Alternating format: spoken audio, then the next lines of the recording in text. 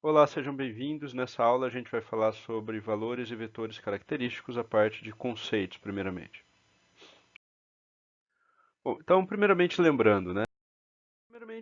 Primeiramente vamos só lembrar o conceito do espaço nulo. Eu vou abordar aqui no contexto de matrizes quadradas, porque vetores e valores característicos se aplicam a matrizes quadradas apenas, tá ok? Espaço nulo é um conceito geral, mas vamos falar aqui sobre matrizes quadradas. Então, o espaço nulo é associado a uma matriz, é definido pelo conjunto de vetores V que satisfazem o fato de que quando eu multiplico a matriz pelo vetor, eu resulto em zeros, né?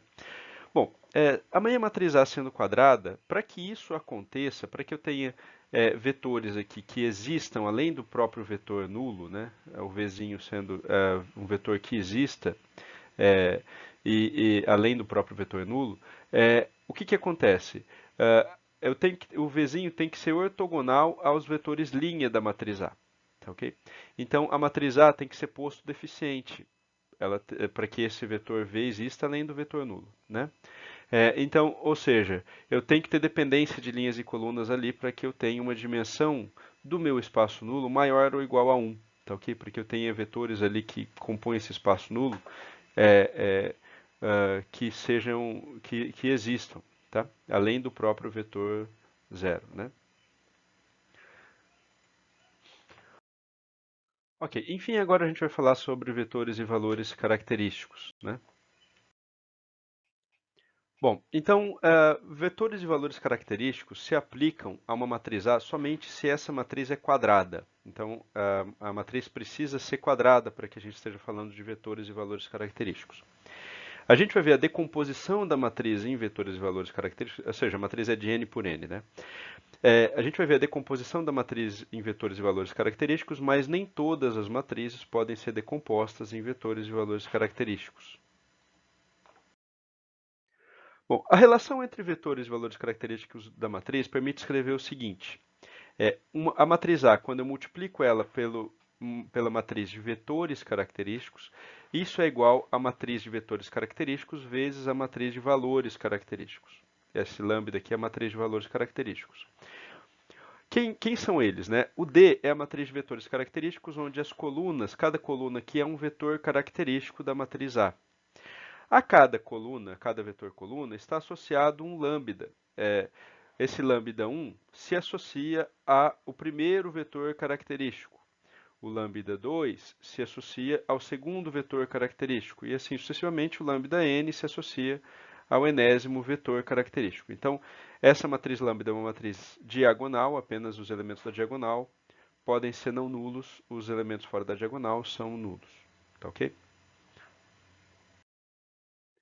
Bom, observem o seguinte: se a inversa da matriz de vetores característicos existir, e essa é a condição para que você possa fazer a decomposição da matriz, então eu poderia multiplicar aquela equação lá pela direita, pelo lado direito, multiplicando pela inversa aqui do vetor d, tá ok? E aí eu simplificaria a expressão e ficaria com A igual a d vezes lambda vezes d a menos 1. Então, se esta inversa existir, a gente pode obter essa matriz A decomposta em termos de valores e vetores característicos. Tá bom? Nem todas, como eu disse, nem todas as matrizes podem ser decompostas porque muitas vezes o D a menos 1 não existe. Bom, agora a gente apresentou a definição, vamos entender o conceito. Vamos lembrar o que são vetores e valores característicos. A ideia geral é a seguinte: vamos lembrar que quando você multiplica um vetor por uma matriz, eu estou falando aqui de uma matriz quadrada, inicialmente vamos pensar no posto cheio, tá? Mas de qualquer forma, o que você está fazendo é o seguinte: quando você multiplica um vetor por uma matriz, você vai rotacionar e mudar a norma desse vetor, ou seja, o vetor resultante A vezes U, ele é diferente do vetor original, né? Ou seja, você está rotacionando e você está modificando a norma, você está modificando o vetor. Ao multiplicar um vetor por uma matriz, você está modificando o vetor. Ok, agora eu vou tomar como exemplo, eu vou manter a minha matriz ali em questão, mas eu vou pegar aqui um vetorzinho que eu vou chamar ele de um vetor D, que ele é especial. Por quê? Porque quando já peguei esse vetor aqui como sendo um vetor característico da matriz, tá ok? esse vetor aqui é um vetor característico dessa matriz. O que acontece? Quando eu multiplico A vezes D, o resultado é esse vetor aqui. E o que ele tem de comum com o primeiro vetor original? O A vezes D e o D estão sobre a mesma linha. Eles são colineares. Tá? Então, o que aconteceu aqui nesse caso é o seguinte. Este vetor D, quando eu multipliquei este vetor pela matriz, eu não modifiquei a direção do vetor D. Tudo bem? Então, o que acontece é o seguinte, eu simplesmente modifiquei a sua norma, eu rescalonei por algum valor. Então, o que eu posso escrever é o seguinte, quando eu peguei e multipliquei A vezes D, é a mesma coisa que eu ter pegado um escalar e multiplicado por D. Nesse caso aqui, se eu pegasse 0,75 dividido por 0,99 ou 0,103 por 0,135 ali, eu teria que esse valor lambda é menos 0,758. Tudo bem? Então, o que acontece? Se este D aqui é um vetor característico dessa matriz, e este lambda é o que é chamado um valor característico dessa matriz. Tudo bem? Então, ou seja, ao multiplicar um vetor que esteja nessa direção por A, eu vou cair em outro vetor que está na mesma direção. Então, parece bastante natural definir esta direção, ou os vetores que pertencem a essa direção, nessa direção como uma direção característica da matriz. Né? E o valor associado a essa direção como um valor característico da matriz. Então, a esta direção está associado este valor característico, é um par. Então, vetor característico, valor característico. A essa direção, qualquer vetor nessa direção aqui, né, você vai ter um valor característico associado de menos 0,758. Então, logo, a definição do par vetor característico, valor característico, corresponde aqui os vetores que satisfazem esta relação, A vezes D igual a lambda vezes D. Tudo bem? Bom, acontece o seguinte, né? Eu vou mostrar isso depois nos valores, mas observe. Se você tivesse, ao invés daquele vetorzinho que eu apresentei para D no exemplo, duas vezes D, esta equação também valeria. 3 vezes D, esta equação também valeria. 5 vezes D, esta equação também valeria, porque se você teria 5D aqui dos dois lados, eles se cortariam. Né? Então, quer dizer o seguinte, qualquer vetor naquela direção, quando eu multiplico ele por A, eu o reescalono pelo fator de menos 0,75 naquele exemplo. Tudo bem? Então, como isso está associado a uma direção no espaço, eu preciso tomar um vetor representativo da direção no espaço. Tudo bem? Eu preciso tomar um vetor representativo da direção no espaço. Então, qual é o vetor que eu tomo como representativo? Eu tomo um vetor unitário naquela direção. Então, para caracterizar a direção no espaço, porque qualquer vetor naquela linha vai satisfazer essa relação. Então, como representativo daquela direção, eu escolho um vetor unitário, essa é a convenção matemática. Ok? Bom, então, aqui o exemplo numérico, observa que se você coloca ali naquele exemplo D, né, ou duas vezes D, ou seja, o D seria esse vetorzinho que eu coloquei para vocês. Duas vezes D seria multiplicar esse vetor por 2. A relação A vezes D igual a lambda vezes D valeria tanto para o vetor D quanto para o vetor duas vezes D. Observa que no caso aqui simplesmente o 2 se cortaria com 2, ou seja, qualquer vetor naquela direção possui validade dessa equação e o valor característico é o valor que caracteriza a direção, vale para qualquer vetor que esteja naquela linha. Tudo bem? Mas como representativo, a gente vai escolher o vetor com norma unitária, que é esse cara aqui, ou menos esse cara aqui poderia ser também. Tá ok? Então, nota que a gente tem um vetor de norma unitária ali, que é esse vetor D.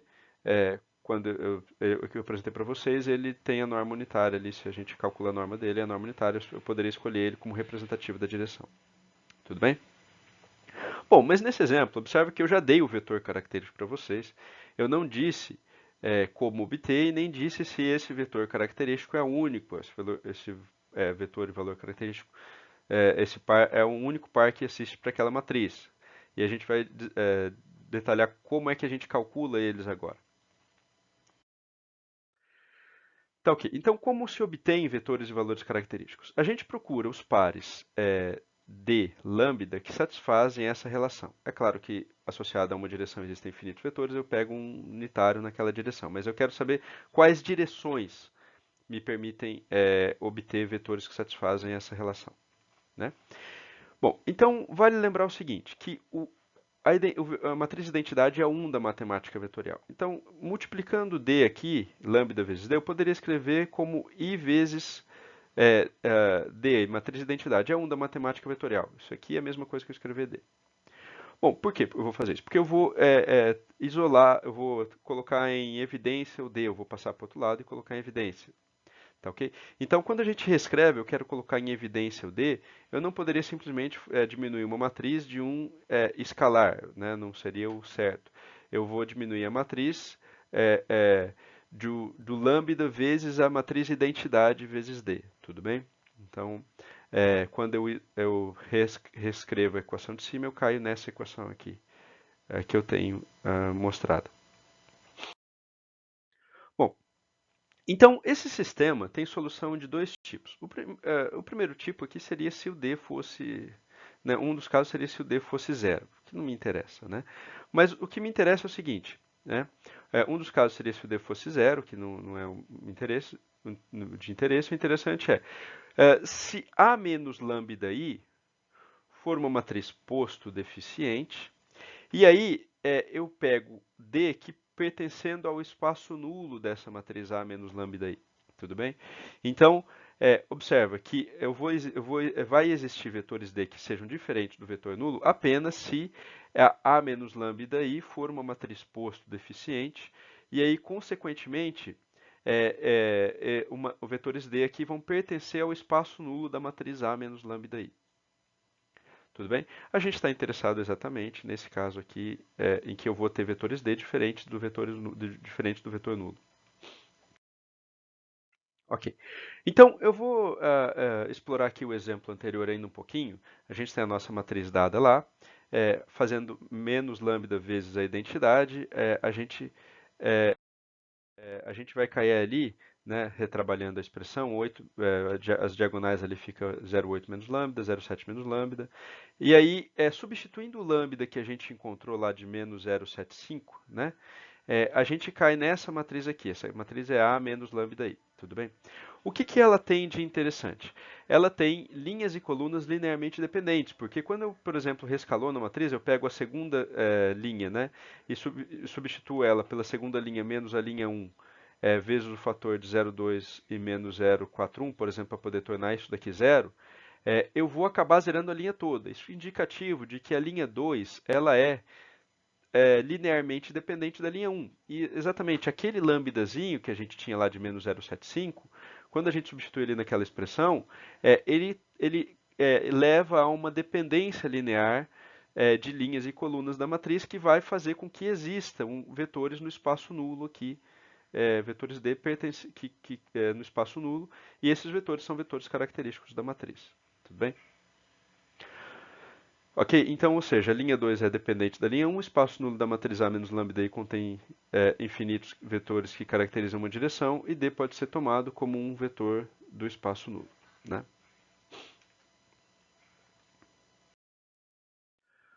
Bom, ou seja, a matriz A é uma matriz de dimensão n por n, a gente está buscando lambdas de tal forma que quando a gente faça essa substituição, seja introduzido uma dependência de linhas e colunas, para que, além do vetor nulo, D possa ser tomado como o vetor pertencente ao espaço nulo dessa matriz. A gente está buscando lambdas que vão induzir a matriz A menos lambda I a conter um espaço nulo com dimensão maior que 1, né? Maior ou igual a 1. Então, havendo dependência de linhas e colunas, a gente pode escrever o seguinte: se existe dependência de linhas e colunas, o determinante de A menos lambda I é igual a zero. Então, vou procurar lambdas que satisfaçam isso daqui, porque daí vai existir vetores no espaço nulo dessa matriz. Tá? Quando eu faço esse determinante, isso vai me gerar o polinômio característico, ou associado à equação característica, que é a chave para obter os lambdas. Bom, Então vamos ilustrar isso no exemplo. Obtenha os vetores e valores característicos daquela matriz lá que a gente pôs. Então agora a gente vai chegar nos vetores e valores característicos. Naquele exemplo anterior, era essa mesma matriz, eu dei para vocês um vetor característico e um valor característico já chegou informado lá. Agora aqui a gente vai obter. Como é que a gente faz isso? A gente calcula o determinante de A menos lambda I, né? Então a gente calcula esse determinante. Então o determinante eu multiplico isso por isso, menos isso por isso, vai dar essa expressão aqui igualando a zero. Isso aqui é o chamado polinômio característico. Tá ok? Quando eu aplico Bhaskara ali para esses polinômios, eu vou ter os dois valores característicos associados a essa matriz. Um é o menos 0,758, que a gente tinha visto lá no exemplo, e o outro é 0,6588 ali. Então, existem dois valores característicos distintos. Tudo bem? Eu vou ter um vetor característico associado a cada um delas. Na verdade, esses valores estão associados a direções no espaço. Existem duas direções no espaço, que qualquer vetor dentro daquelas direções, quando eu multiplico ele pela matriz, ele simplesmente é escalonado, não muda a direção. Né? Bom, então agora tendo os valores característicos, eu vou voltar lá na equação e vou obter os vetores característicos correspondentes. Tudo bem? Então, as duas equações lá são linearmente dependentes. Então, o que, que eu vou fazer? Eu vou considerar só uma equação. Vou pegar a primeira equação. Se eu pegasse a segunda equação, daria a mesma coisa. Então, o que, que acontece? Quando eu vou representar x e y para poder obter as componentes dos vetores ali nas direções x e y, né? Então, quando eu pego a primeira equação, menos zero a equação do sistema A vezes D igual a lambda vezes D, tudo bem? Então, associado ao D ali, eu vou ter as suas componentes em x e y, tudo bem? Então, é A vezes D igual a lambda vezes D, só que eu só estou pegando a primeira equação do sistema. Então, quando eu pego a primeira equação do sistema e retrabalho ali, eu fico com essa relaçãozinha aqui envolvendo x e y, que são componentes de um vetor na direção característica, né? Bom, isolando o x ali, eu fico com o x em função de y. São todos os vetores naquela direção, satisfazem essa relação. Então, eu vou arbitrar ali o y igual a 1 e vou calcular o x. Então, eu tenho o seguinte, este vetor aqui é um vetor naquela direção característica que satisfaz a relação A vezes D igual a lambda vezes D, tudo bem? Só que esse vetor não tem norma unitária. Então, o que, que eu vou fazer? Eu vou calcular a norma desse vetor, que dá 7,36, e vou normalizar esse vetor, e aí eu obtenho 0,99 negativo e 0,135, que é o primeiro vetor característico da matriz, que é aquele vetorzinho característico que eu, no exemplo anterior, havia dado para vocês. Agora a gente está mostrando como é que a gente obtém este vetor característico. Tudo bem? Poderia ser este vetor característico ou poderia ser menos ele.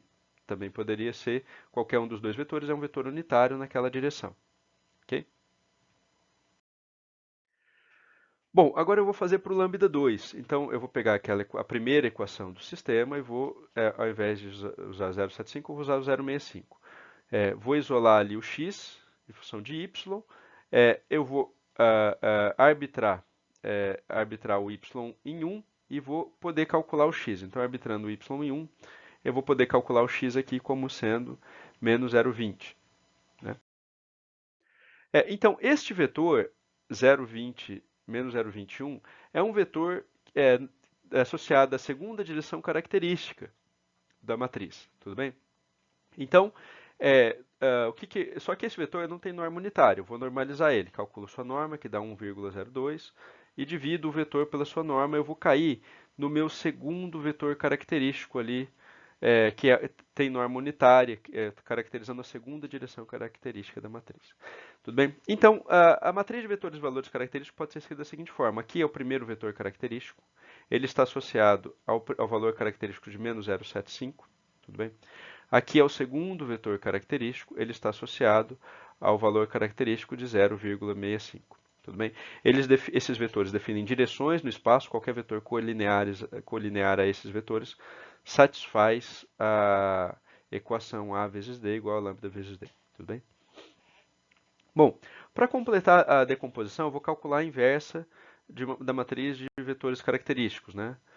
Para uma matriz 2 por 2, a gente tem essa relação aqui, eu estou até colocando a expressão, mas geralmente a gente vai usar a função do Scilab, a função de um programa, inv da matriz, porque quando aumentar a dimensão você não tem como mais ficar calculando manualmente, né? Então, se você quisesse calcular a matriz inversa ali, dá para usar até uma expressão analítica para matriz 2 por 2, e aí eu teria essa matriz que é a matriz inversa da matriz D. E aí eu posso completar a decomposição da matriz. A matriz A pode ser escrita como D, lambda, D a menos 1. Tudo bem? Aqui A é a matriz D, a matriz lambda, a matriz D a menos 1. Tudo bem? E aí a gente completa o exemplo ali do cálculo de vetores e valores característicos. Bom, vale ressaltar o seguinte, né? Quando a gente tem o nosso sistema aqui, A menos lambda I vezes D igual a zero, D é um vetor do espaço nulo dessa matriz A menos lambda I. Tá ok? A gente pode construir o espaço nulo de algumas formas. Por ortogonalização de Gram-Schmidt, escalonamento, enfim, tem uma série de possibilidades. Existem funções do Celeb, claro, que tanto calculam os vetores de valores característicos, quanto, se você quiser, em nível mais fundamental, ir lá e obter o espaço nulo dessa matriz, né?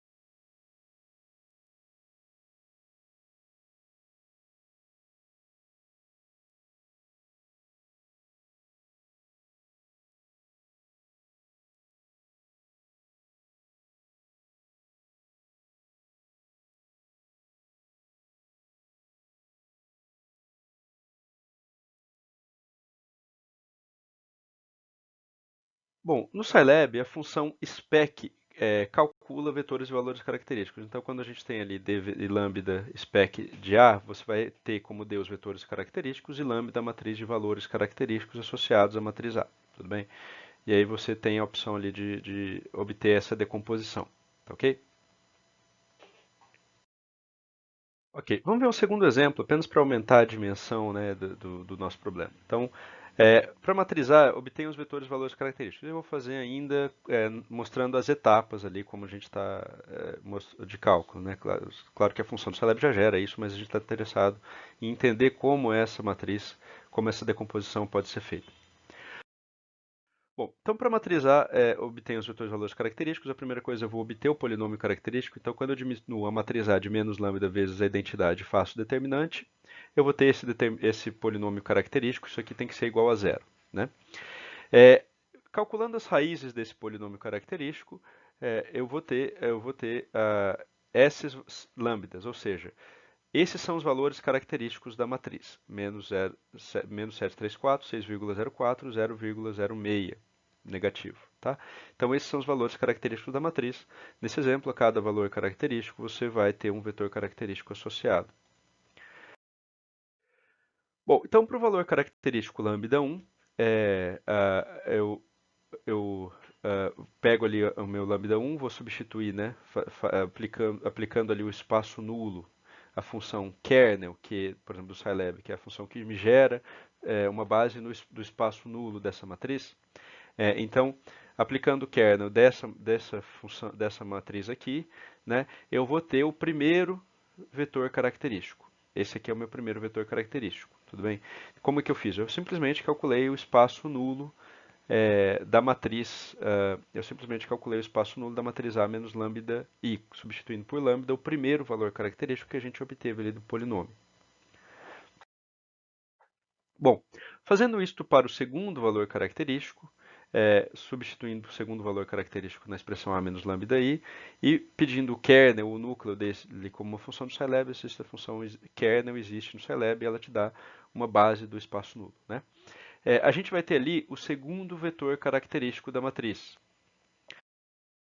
E para o lambda igual a 3, fazendo a mesma coisa para o terceiro valor característico, pegando o núcleo deste valor, dessa matriz A menos lambda I, quando lambda é o terceiro valor característico, a gente tem o, o terceiro vetor característico da matriz.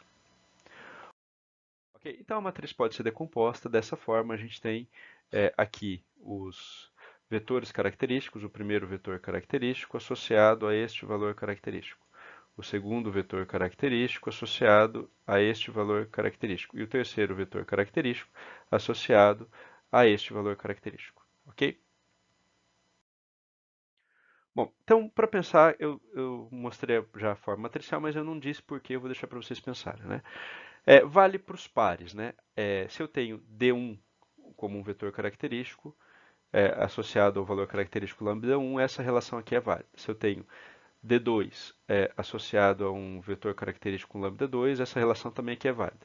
Então eu vou deixar para vocês justificarem o porquê que se pode escrever matricialmente A vezes D igual a D vezes lambda, sendo D uma matriz de vetores característicos coluna, né?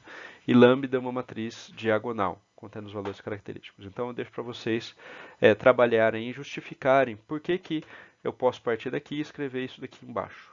Ok? Bom, vale ressaltar também a questão das matrizes simétricas, porque elas são especiais na questão de valores de vetores característicos.